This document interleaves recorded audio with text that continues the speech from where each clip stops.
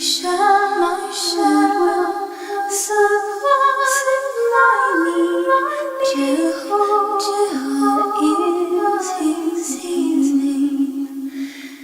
In pastures rest, he makes me feast beside the living stream.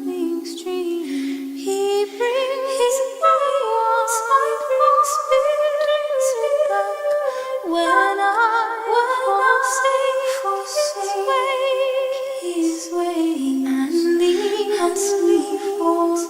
His mercy saves in paths of truth and grace. When I walk through the shades of death, thy presence is my stay.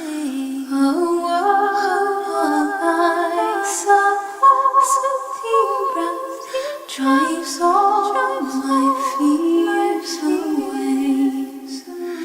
Thy hand inside on my foes, thus still my tears spread.